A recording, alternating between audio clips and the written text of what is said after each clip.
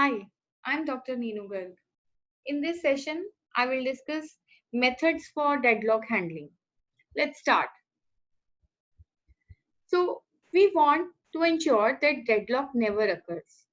This can be done by either deadlock prevention or deadlock avoidance or deadlock recovery.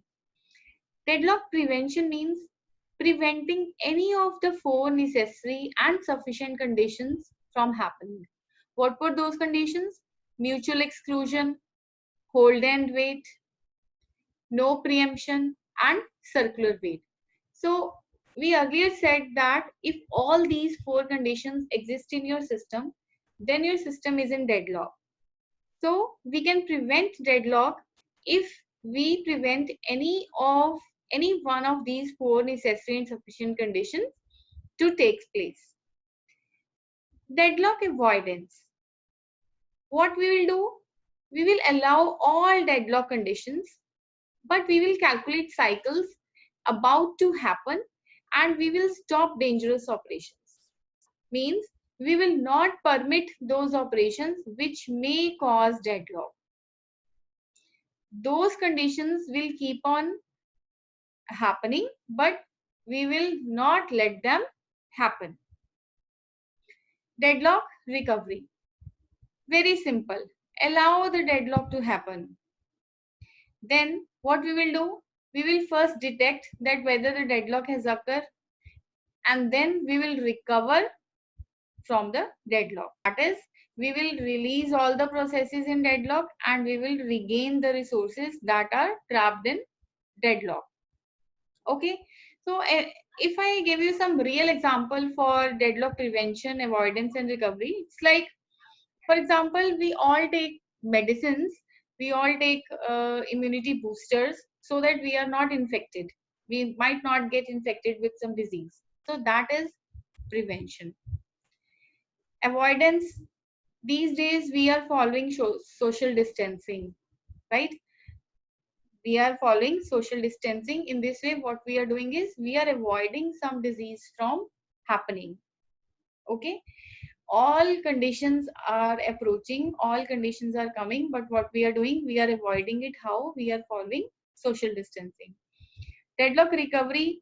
Recovery is like somebody get the disease and then we detect whether the disease has occurred or not, and then the patient recovers. So this is how you have to understand the concept of deadlock prevention, avoidance and recovery. So we will discuss all these three methods one by one. In this session, I will discuss only deadlock prevention. Deadlock prevention says ensure that at least one of the four necessary and sufficient conditions for deadlock not occur. In this way, we can prevent a deadlock. So let's see how we can prevent mutual exclusion. Mutual exclusion must hold. It is very difficult to prevent mutual exclusion. Why?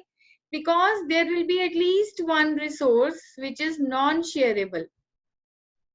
For example, printer, mutex lock, right? Processes in synchronization cannot share mutex lock. So shareable resources can be like files, read-only files. So if several processes attempt to open a read-only file at same time, they can be granted access to the file. But one process definitely waits for a non-shareable device. And it is not possible to have a system in which all the devices are shareable. There will be some devices that are intrinsically non-shareable. So we cannot prevent this condition. It is difficult to prevent this condition. Now let's see that can we prevent this condition, hold and wait. For guaranteeing that hold and wait not occurs in the system, we assure there are different ways to assure that hold and wait not occurs. The first way is a process will collect all the resources before execution. If there is a process P1, it needs three resources R1, R2 and R3 for its execution. Then what is the rule? The first rule is allocate all these three resources to the process P1. But this scheme has a disadvantage. In this case, resource utilization is low. Now, suppose P1 needs these resources in the sequence. First, it needs R1, then it needs R2, and then it needs R3. Okay, it needs R3 in last. First, it only needs R1. But it will hold R2 and R3 in the beginning only. However, it could have been done that R2 and R3 are allocated to some other process that needs R2 and R3, and these can be allocated to P1 when it needs them. But what we are doing, we are allocating all these resources to P1 at first hand. So it is resulting in low resource utilization for R2 and R3. Another thing is starvation is possible.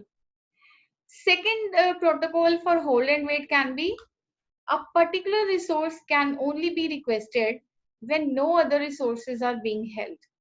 That is, a sequence of resources is always collected beginning with the same one. If I talk about this example, according to the second scheme, it says that P1 will first request for R1. Okay, when it is done with R1, it will release R1.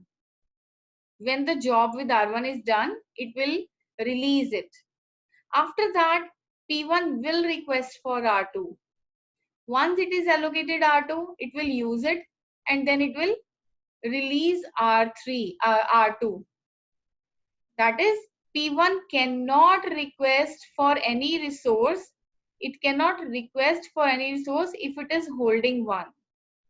So this is another variation that how we can prevent hold and wait. So there are two protocols under this. The first is allocate all the resources when a process needs before execution. The second says it cannot hold a resource and it cannot then request. It can only request when it releases all the resources that it has previously been allocated. Okay, so these are two protocols that can be implemented to ensure that hold and wait condition not occurs in the system. Now let's see the third condition, which is no preemption. No preemption condition says that resources that are being allocated to a process cannot be preempted.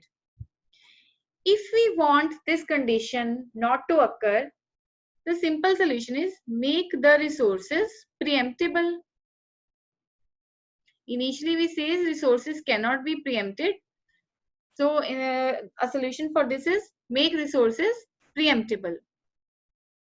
So we will study that how we can preempt the resources of a process. For example, there are two ways to ensure that no preemption condition may not hold. We are studying right now first one. Now there is a process P1. P1 is already holding resources R1 and R2. P1 needs R3. The first solution for no preemption to occur says that when P1 requests for R3 and R3 is not free, so P1 will not go to wait state. What will happen? All the resources which are already allocated to P1 will be preempted. That is, if a process makes a new request and that request cannot be entertained at that time, then preempt all the resources that the process has already been held. In this case, P1 will release R1 and R2. If R3 is not fulfilled, this request is not fulfilled, it will release R1 and R2. Second method for ensuring that no preemption will not occur says, if a process needs a resource and that resource is held by some other process which is also waiting for some other resource, then steal it. Let's take the same example. In this example, see here, P1 was holding R1 and R2. Okay. P1 request for R3. But we see that R3 is not available. Let R3 is allocated to P2. Okay. There is another process P2. R3 is allocated to P2. That is why it cannot be allocated to P1. Now, what operating system will do? It will check that whether this process P2, what is the status of P2? If P2 is also waiting for some other resource, if the state of P2 is waiting, then take away R3 from it and give it to the process that currently needs this resource. Okay. Otherwise, what we'll do? If P2 is not waiting process, then P1 will wait. Let me repeat this again. If P1 is a process, it needs some resource R3, and if this R3 is allocated to a process P2, then system will check the state of P2. There can be two possible states of P2. P2 can be either waiting for some other resource, or P2 might not be waiting. P2 has all the resource and it is doing its work. So if it is not waiting, if it is doing its work, in this scenario, P1 will wait for R3. But if the state of P2 is waiting, that is, P2 is also waiting for some other resource, then what will happen? R3 will be taken from it and it will be allocated to P1. In this way, we will make sure that no preemption condition will not occur in the system. So these are the two methods by which we can ensure that no preemption condition not occurs. The last condition is circular wait.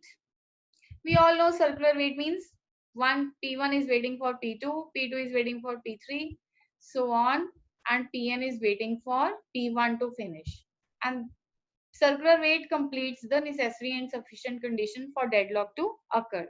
This thing we have done in previous session. Now we want to ensure that circular wait not occur in system. How we can do that? For this, we can for this we can assign some numbers to resources,